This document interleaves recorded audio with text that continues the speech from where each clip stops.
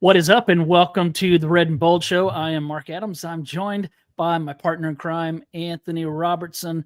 How's it going, Ant? It's going well. Another Sunday without football, but we're getting closer and closer.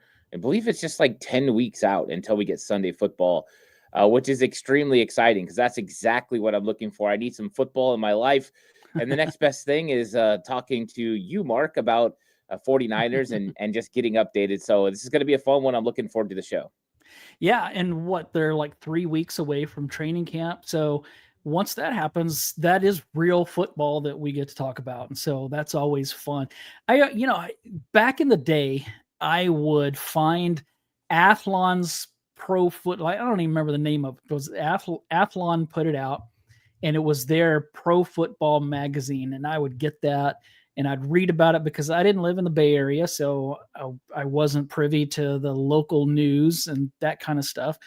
And I didn't have, back then. I didn't even have ESPN, so I just was relying on my local newspaper, and they didn't talk a whole lot of 49ers in Central Arkansas. So they talked a lot of Dallas Cowboys, of course, but not much 49ers. So that was what I did back in the day. But now there's so much that you can listen to and read and watch. And so it's just a good time to be a fan of the NFL. It is. And, I used to read the San Francisco Chronicle. That was kind of my go-to for 49ers information. And I would always look forward to their preview every single year where you could read in depth about what was going on at training camp. And that was kind of how I got all my news. And now there's so much, and there's a broad variety of opinions. But there's also, I think, a lot more information that's available, and every single player gets looked at, which I love. I love the fact that there's more in-depth detail, and we get to connect even more to the team than we ever have before. Well, I want to start off by, and thanks for everybody who's watching or listening. We really appreciate you choosing to spend some time with us. I want to start off by some news over the weekend that wasn't great news. Came on Friday that Diamador Lenore was arrested Thursday night in Los Angeles. It sounds like he really didn't do much. Maybe somebody tossed him the keys and there was a gun in the car, which wasn't his car, wasn't his gun, but somebody had something there, and the police came. I'm not going to get into all of that stuff because I don't think that he's a good guy, and I don't think that this is a character issue. It's not a concern for me. But at the same time, as you're gearing up for training camp, because, even Christian McCaffrey said this is not 40 days of vacation. This is 40 days of preparation. And so from a coach's perspective, is this something – because when I first saw it, my first response was, that's not what I wanted to hear. And that was before I knew anything. But even though I don't think it's a big deal, it's not a big deal legally, not a big deal character-wise. But is this the kind of thing? You really want your guys to just kind of stay away from anything that could turn into something, right? Yeah, I think it's a nice reminder, and I expect somebody from the front office or the coaching staff or probably both have reached out to Diamador Lenore and said to him, hey, this is not something that you need to that you need to engage in. Let's think about recalibrating where you're at, who you're with, and what's going on, and let's make smart decisions. And, you want these guys to be able to live up their vacation time and have a good time and be able to do the things that they want to do. I'm sure Diamador Lenore is working really hard during the day, and at night he wants to go blow off some steam, and that's understandable.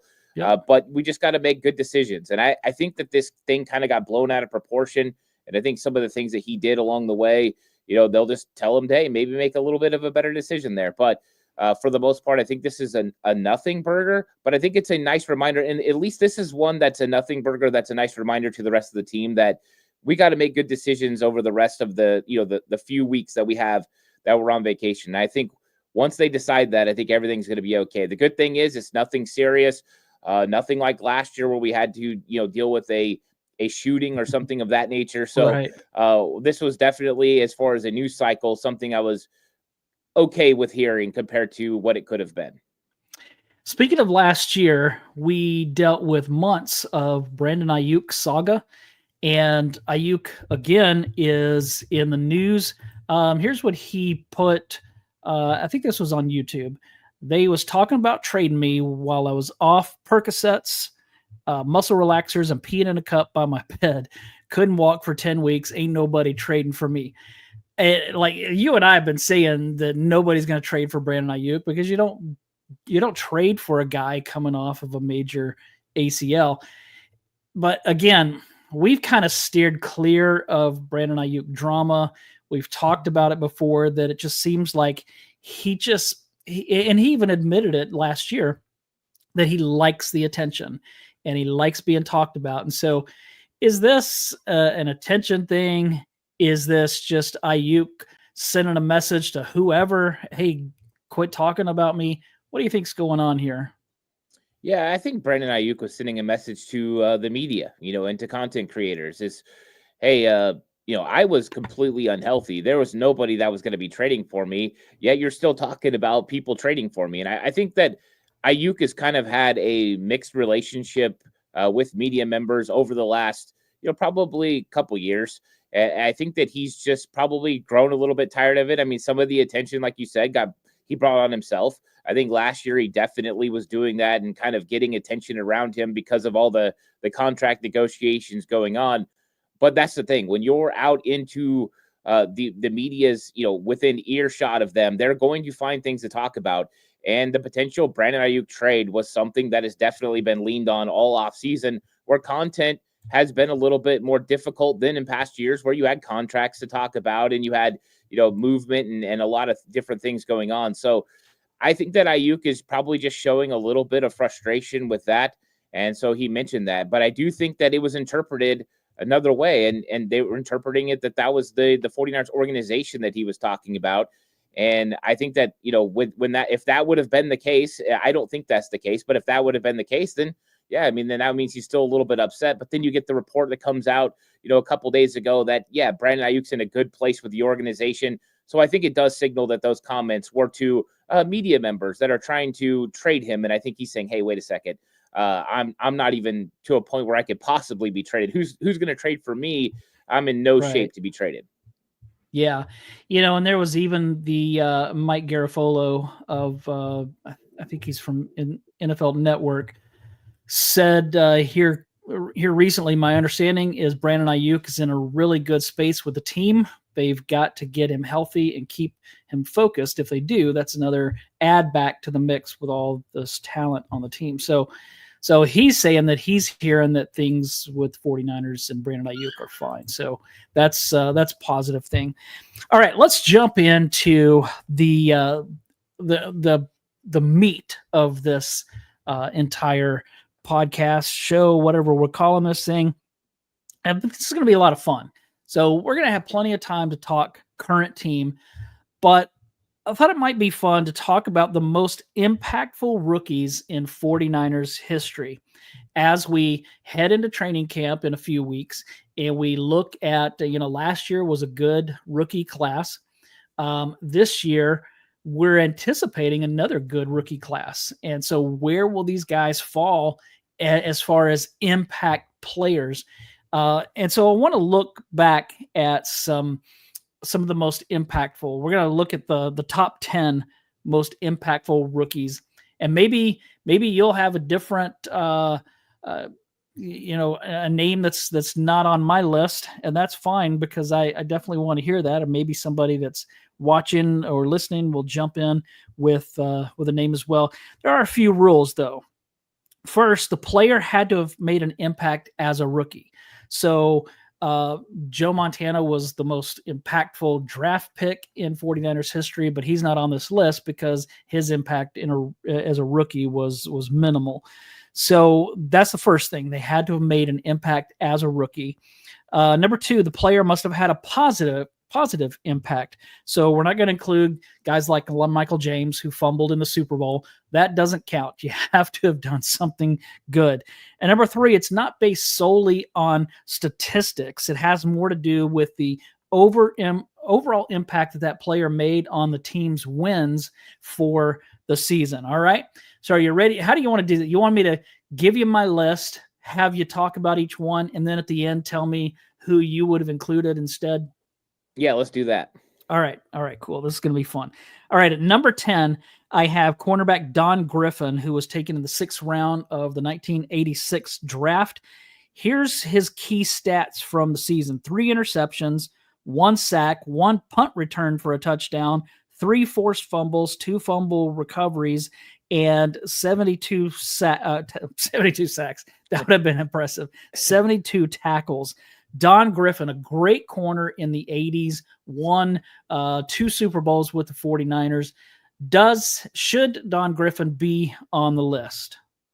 Yeah, I think so. I mean, he's actually one of my favorite 49ers of all time. Weirdly, I don't know why I was a big Don Griffin fan growing up, that number 29 jersey, but it seemed like he was always making plays. And I think that was one of the reasons I really liked him. I kind of liked, him and Tim McKyer with the whole back-to-back thing. And there was just like a certain attitude that went along with him. But you bring up the numbers, and he was very impactful as soon as he got into the NFL. And the 49ers had a lot of success, especially with defensive backs that were impactful during the 1980s. If there was one thing that Bill Walsh drafted extremely well, it has to be defensive backs. And I think this list is going to display how many great defensive backs the 49ers hit on.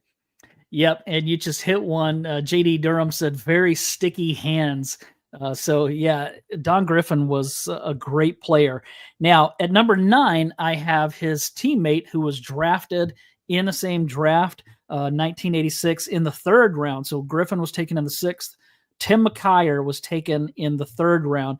He had 6 interceptions, which led to he was named to the all-rookie team in 86. He returned 1 for a touchdown, also led the team with 23 passes defended. I feel like people from the time that they were drafted, you knew that McKyer had more potential, but Don Griffin was a little more steady. But as a rookie, Tim McKyer was the one that had the better year, I think. Yeah, McKyer was the more impactful player immediately. But I think that Don Griffin was more consistent throughout his career. You've seen Tim McKyer's numbers were up and down as the career went on. There was a little bit more attitude to Tim McKyer as well. He was a little bit a player that played with a chip on his shoulder pretty much more than anybody else. But yeah, I think when you're talking about a player that made an impact in his rookie year, that 1986 draft was so impressive for the San Francisco 49ers. And these were 2 of the guys that were going to take this organization from the initial 1981 draft that got so many great defensive backs into the future. And there was kind of a change, and the 49ers were transitioning from some of those guys that were a part of the first 2 Super Bowls into what was going to be the next 2 Super Bowls. And so these 2 guys were a big reason why out on the outside that they needed these guys to step up, and they did a really good job in their rookie season. So yeah, Tim McKyer, another good choice. Yeah, that 86 draft was huge in getting a couple of Super Bowls in the late 80s. At the number 8 spot is yet another corner. This one better than the first 2. Eric Wright, 1981, taken in the 2nd round. He had, as a rookie, 3 interceptions, 2 fumble recoveries, 1 postseason interception, 1 postseason forced fumble for the 49ers in their very first Super Bowl season. One of the greatest 49ers for sure. Yeah, Eric Wright has to be, most people, one of their favorite players. I mean, this dude was just the consummate professional. He was a part of multiple Super Bowls, but he really changed everything in that 1981 season. It wasn't just him. Of course, they had a bunch of different defensive backs taken in that draft, and they reshaped that defensive back room that needed to, right? This was what Bill Walsh did. All the focus this year on the 49ers with defensive line and the defensive linemen, that's what Bill Walsh did in 1981 with that defensive backs room, where Dwight Hicks was basically the elder statesman and everybody else was young guys who needed to perform, and Eric Wright went out there and performed. If Eric Wright didn't play the way that he played, the 49ers don't win the Super Bowl, and that's why it was so impactful what he was able to do. He made big plays when you had to make big plays. And he wasn't just big in 81. He ended up being really big in 84 as well. But, yeah, Eric Wright, that's a great choice. I do think you have it right. He's above McKyer and Don Griffin because he made a bigger impact in the playoffs. He made a bigger impact in the Super Bowl. And I think that's huge. Eric Wright is definitely one of my favorites. I loved Eric Wright. Yeah, I think I had him a little bit too low on this list, but we'll see. At number 7, our first offensive player, Roger Craig, in 1983, the second round. Um, this is the only one that I almost didn't include.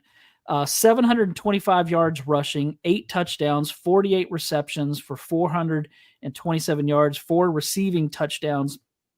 Also added a touchdown and 92 yards from scrimmage in 2 postseason games, and he did that as a fullback. So, man, Roger Craig, we know one of the greats. I feel like he had a really good rookie season, but the 49ers didn't win the Super Bowl that year. And so this is the only one that I'm like, man, should I have had, because I love me some Roger Craig, but should I have included him? Does he belong on this list? Yeah, I think he does. And I think, they didn't win the Super Bowl in 1983, but it wasn't because of Roger Craig. Go back and watch that Washington Redskins playoff game, and you'll understand why the 49ers feel like they were robbed. And it actually propelled them to 1984 and having the 15-1 season and pretty much running shop over everyone.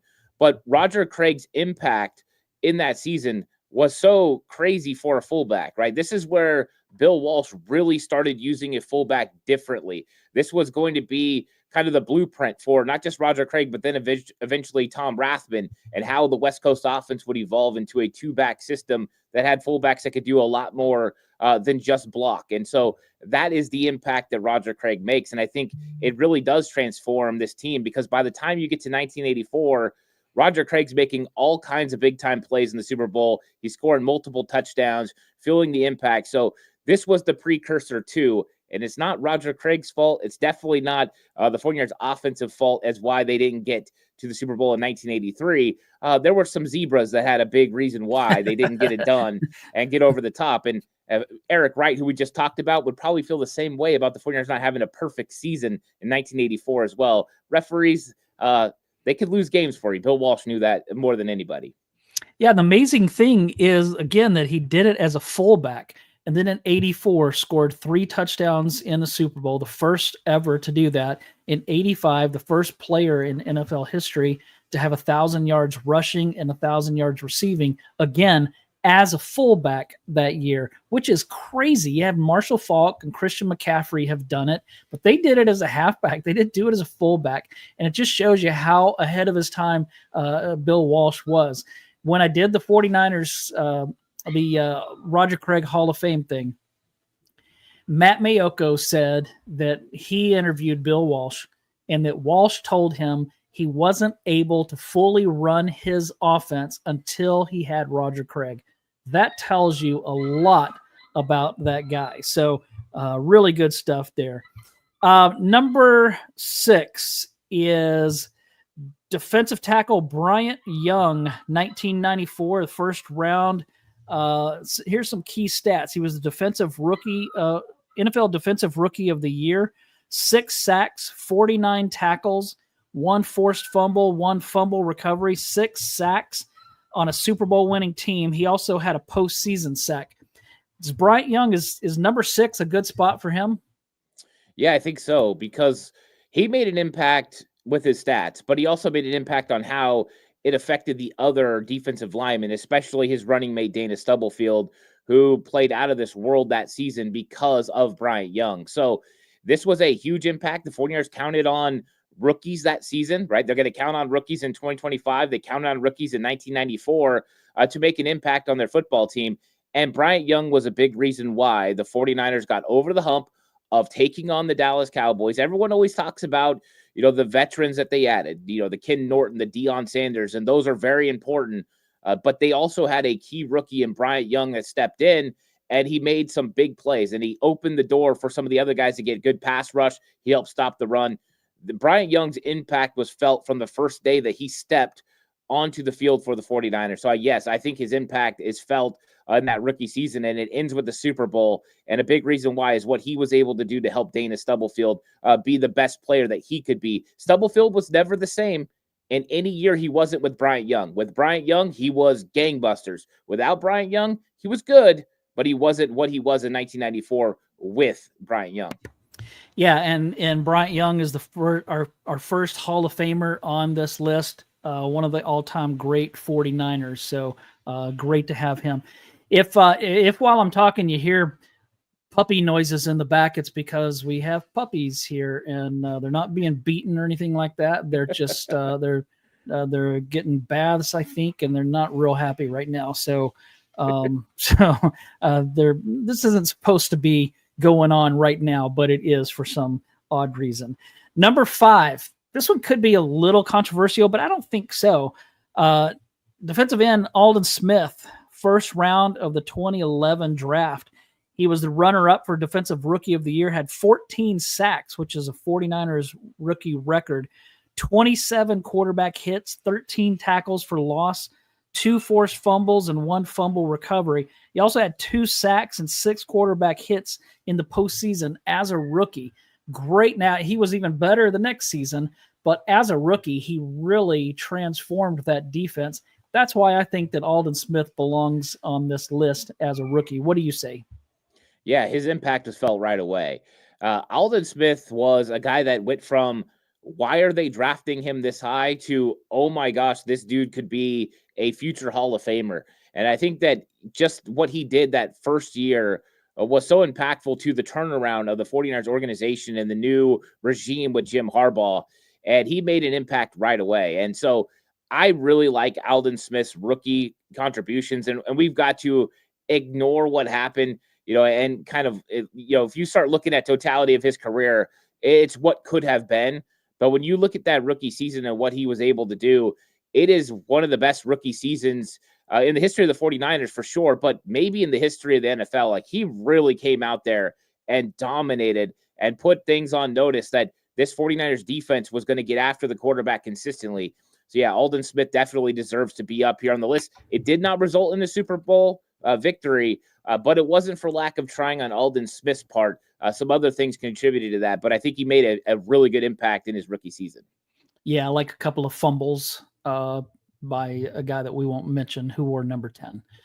Couple of comments here. Joe says, dogs, can I give you guys 2 likes? Yes, you may. Luke says, Mark, it's just Ant. Notice how he doesn't use his full name. It's just Ant with 49ers cutback. Drives me crazy. Then you turn around and call him Ant. That's because I want people to know his full name. Like, everybody knows he's Ant, but I'm just trying to, his mama would probably be happy. So that's why I did that. All right, I'll get to those other ones here in a minute. Let's move on to number 4. The next on the list is also a Hall of Famer, linebacker Patrick Willis, first round of the 2007 draft. He was the Defensive Rookie of the Year, first team All-Pro, 174 tackles, 4 sacks, 2 forced fumbles, and 1 fumble recovery. And didn't he play that year with a cast on his arm? I mean, the guy was just amazing. I wish Patrick Willis could have played a lot longer than he did, because he was really, really special. He was. He probably would have went down as even more of an impact player than he already was. I mean, he made the Hall of Fame, but I think he would have been a first ballot Hall of Famer if he would have been able to play a little bit longer. I think people would have looked at him as a guy that was in the Ray Lewis category or the Brian Urlacher or those guys who were just seen as those big-time impact linebackers. And the thing that made Patrick Willis so special, even in his rookie season, was not just his ability to run and tackle, but his ability to cover. He was one of the better coverage linebackers that transition in the NFL from big physical run-stopping linebackers to, guys that could be physical and run stop, but also cover in space, as the league was going to more LaDainian Tomlinson, more Marshall Faulk, guys who could go and win outside the pocket. As the game started to spread out, he was a guy that could transition and do both, and that's what made him special. And in that rookie season, he was very special. From hard hits to big-time tackles and big-time plays, you knew that Patrick Willis was something special for the 49ers, and one of the best rookie seasons. Again, you see Aldon Smith, he was runner-up for Defensive Player of the Year. With Patrick Willis, he was that guy. So, and that just shows you how much you have to be special to be able to get that in your rookie season. Defensive Rookie of the Year, phenomenal. He was really, really special. At number 3, this one, I don't know. This may be one that you tell me I had too high, and I'm not sure. This is from an article that I wrote for 49ers Web Zone, and I did it I don't know, a year or two ago. So I can't really say why I had this guy so high. Just not sure he should have been this high. Edge rusher Nick Bosa, first round 2019. He was the defensive rookie of the year, Pro Bowl selection, 9 sacks, 25 quarterback hits, 1 interception, 1 forced fumble, 47 tackles to go along with 1 forced fumble, 5 quarterback hits, and 4 sacks in the postseason. I'm guessing maybe the 4 sacks in the postseason because his numbers really aren't that much better. In fact, they may not even be, they're not quite as good as Aldon Smith's rookie numbers, but I think maybe because that defense had struggled, and when Bosa came in, they all of a sudden had this ferocious pass rush. That's probably why I put him there. Is he worthy of the number 3 spot, or do you think I have him too high there? I think when it comes to 3, 4, and 5, you could kind of shuffle those guys any which way. Between Aldon Smith, Nick Bosa, and Patrick Willis. The one thing about Aldon Smith and Nick Bosa was both of their teams were in the mix to go to the Super Bowl, with Bosa's team going to the Super Bowl, and that impact that was felt. And I think Bosa did give a certain edge and attitude to that defense that it had been lacking, and definitely, some pressure off the edge. They added D Ford as well. That really helped along the way. So I think that those 3 could go any way you like it. And I don't think there's a wrong answer. I really don't. I think Nick Bosa was extremely impactful of what he did to unlock that 49ers defensive line. It was the first time that they had legitimate edge rushers that could consistently bring pressure. And the thing about Nick Bosa was it wasn't just a speed rush. It wasn't just a power, but he's a complete defensive end. And so he was a guy that didn't really get a lot of help. The same way you look at Aldon Smith, how much was Justin Smith impactful on Aldon Smith's success? Nick Bosa was put on an island in that wide 9 a lot of times, and he was still able to get it done. So I think Bosa is very impactful. If you say he's the number 3 guy, I don't think there's a big argument. If you say he's the number 5 guy, I don't think there's a big argument, but he's somewhere in that range. All right. My number 2 is so Nick Bosa is still on the team, obviously. Then my next guy is on the current team as well. Quarterback Brock Purdy, 2022, the 7th round. 3rd in offensive rookie of the year. He had 1,374 passing yards. Remember, he didn't play very many games that season. What did he play? Like 5? Was it 5 games?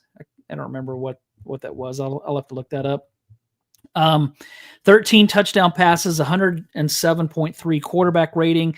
Oh yeah, here it is. 5-0 as a starter.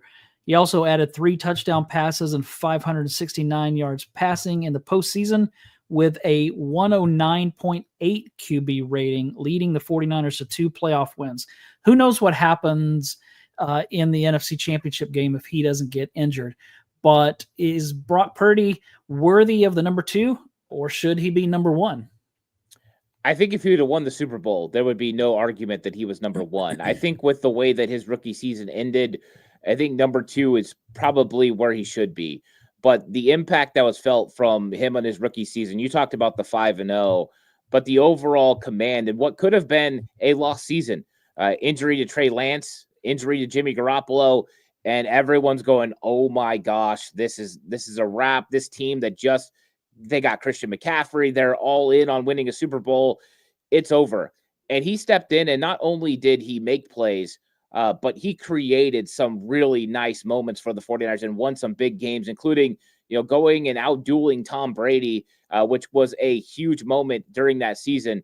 But Brock Purdy was, really took over and became one of those guys you could count on. And a rookie to do that in the NFL is really difficult. A rookie to do that going from quarterback 3, not getting reps, to stepping in and just not missing a beat. It was a precursor to what we know Brock Purdy is now. But yeah, the only thing that would have changed the fortunes, if he doesn't get hurt, I still believe the 49ers would have won that NFC Championship game and went to the Super Bowl. I don't know if they would have won the Super Bowl, but I think that could have put him over the top to potentially the number 1 spot, because I do think that Brock Purdy could have won the Super Bowl. In fact, that year, which is weird, maybe like 2 games after he had been starting, I put out a video that said, "Why not with Brock?" A precursor to winning the Super Bowl. I did think that they could have gotten it done. Yeah, and they almost did the very next season. So, yeah, good stuff on Brock Purdy. He really did change the organization. Imagine if he was just another Nick Mullins, or if he was just another CJ Beathard, and like you mentioned, that they had just traded for Christian McCaffrey, and then the season goes down in flames. So, yeah, he did save some jobs, very possibly. My number one on the list, I can't imagine that anyone would be surprised or argue this. Number one is cornerback Ronnie Lott, first round of the 1981 draft. He was drafted as a corner, played as a corner as a rookie, later moved to safety. All-pro team as a rookie, 7 interceptions. He took 3 of them back for touchdowns to go along with 1 forced fumble, 2 fumble recoveries, 89 tackles. He also added 2 postseason interceptions, took 1 back to the house to help the 49ers win their very first Super Bowl. Is there any argument of who should be number one on this list? Absolutely not. This guy was a culture changer.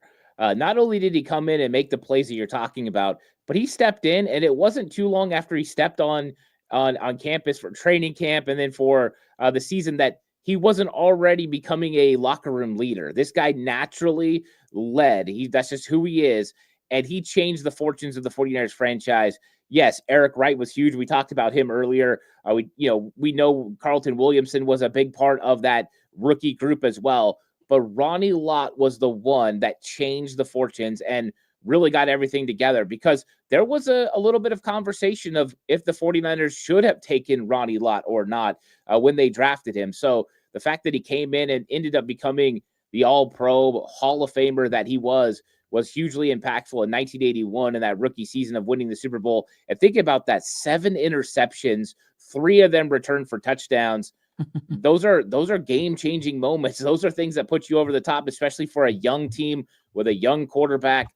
It was huge, and he was big when the moments needed to be big. And one thing I forgot to bring up about Eric Wright is there would be no catch situation if Eric Wright doesn't make a crazy tackle over the middle of the field. And I almost forgot about that, but I was remembering because for whatever reason, when we're talking about Ronnie Lott, it clicked. I was listening to Ronnie Lott talk about it once before, and he said he saved us because that could have easily changed the fortunes of the franchise forever.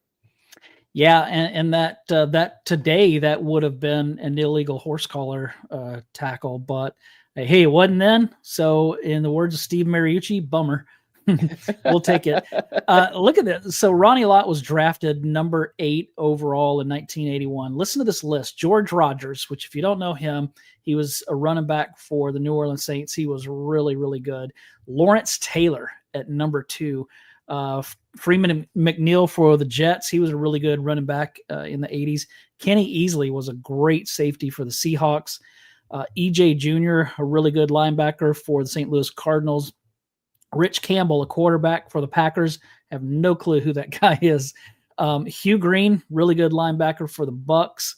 And then Ronnie Lott. And here it is. The second round, Mike Singletary, pick number 38. Chris Collinsworth was taken 1 pick before him.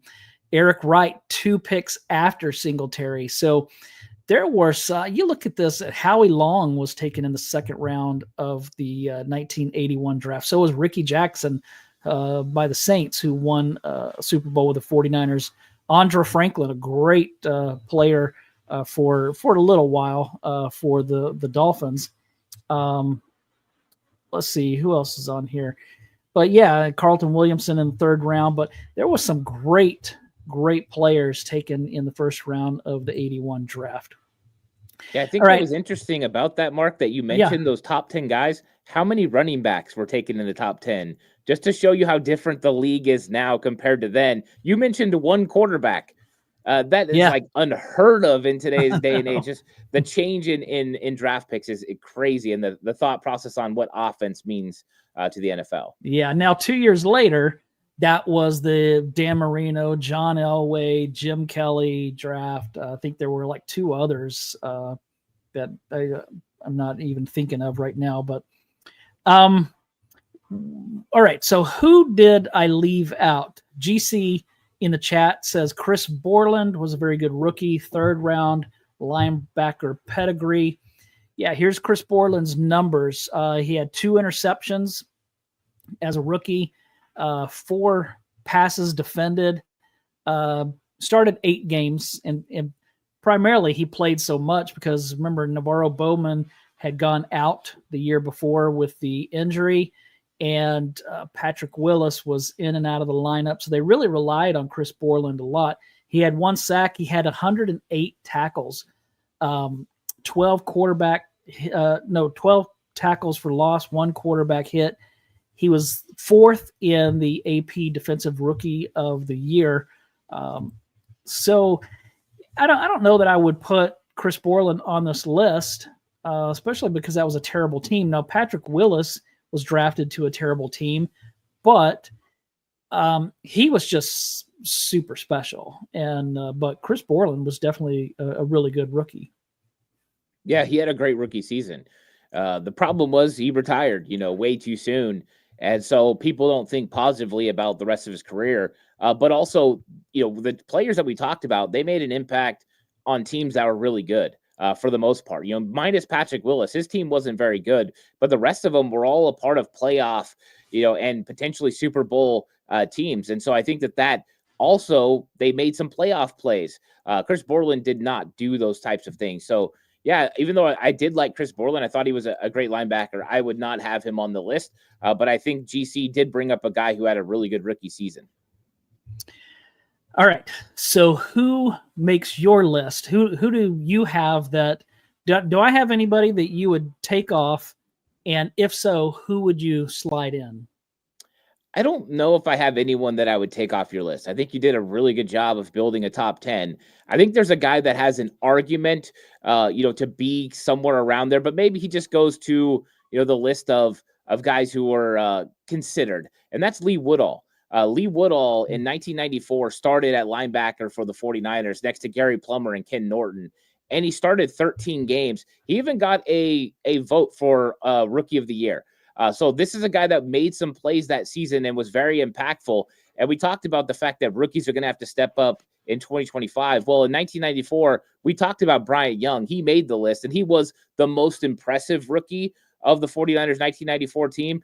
But I think when you look over at the other side, there was Lee Woodall playing linebacker. And we didn't even mention William Floyd either, who also was a rookie that played a key role in that 1994 team. But Lee Woodall made some big-time plays for the 49ers. He had a sack. He had like 60 tackles that season. So he's somebody that I think flies under the radar a lot, that I think should at least be in the conversation. I'm not saying he should be top 10, but just somebody to remember as one of those guys that did make a big impact as a rookie for the 49ers. Yeah, that's a great one. He also had I don't have Frank Gore's numbers in front of me, but he was on a really, really dreadfully bad team. So that's probably one of the reasons why I didn't even look to see what he did as a rookie, just because of that team. And I think the 2004 team was even worse. But good stuff. So last year, who would you say was the most impactful rookie? Let's see. I'm trying to think. You had it wasn't Pearsall, even though I like Pearsall, it wasn't Pearsall. I think it would have to be Dominic Pooney for me. I think that he made the biggest impact because he started every single game. He lined up every single snap, and he really solidified that right side of the line. And I don't know how much people believe that he helped Colt McKivitz, but he definitely did help Colt McKivitz some, because Colt McKivitz went from allowing 10 sacks the year before to allowing 1. And so I think that that's a big reason why is Dominic Pooney. And I thought that was something they needed. They needed somebody to stabilize the right side of that offensive line. And I thought he did a good job. All right. If you had to make a pick, this is the last question. Who will be the most impactful rookie this year? I'm going to assume that everybody's going to say Mykel Williams, and that's probably a good bet, but who might it be? if it's Mykel Williams, that's fine. But if not, who would it be? I actually don't think it's going to be Mykel Williams. I have Mykel Williams right there. But I'm going to go with Alfred Collins. I think Alfred Collins is going to be expected to start at defensive tackle, probably in that 1-tech, 2-eye position early on. And I think the impact he's going to make stopping the run is going to be hugely impactful. But I believe with his size, strength, and length, he's going to be a real problem playing in Chris Kaceric's defense, where he's able to kind of not have to worry about holding ground all the time, but can be a penetrator and attack and get into the backfield and be disruptive. And I think there's going to be a lot of plays that the 49ers have this season where Alfred Collins makes an impact. So I think that some of the impact is probably not going to be as noticed, right? If you look at stats, right, it's an Aldon Smith type thing. Mykel Williams might have more sacks. Mykel Williams might have more highlights. But I think when you look at it play in and play out, Alfred Collins is going to be the guy that like, wow, he changed the way we fundamentally stopped the run, and he had some big-time plays. And I think that we're going to see nice development from Alfred Collins. Plus, the dude is just big, strong, and fast. He's crazy. I don't know if you saw the grip strength thing that they were doing, where he had one of the strongest grip strengths. The only person that was able to beat him was Bosa, and Bosa kind of used his body to somewhat cheat. So Alfred Collins no one was even close to Alfred Collins besides Nick Bosa. Yeah, if Alfred Collins is the most impactful rookie, then I think the 49ers defense is going to take a big step forward in 2025. That's all we have for today. Appreciate everybody taking the time to watch or listen. It was fun, good conversation. If you wouldn't mind, take a minute to like and subscribe to both channels, 49ers Cutback, 49ers Camelot. We would appreciate it. It means a lot to us. But again, thanks for joining us. Everybody have a great week.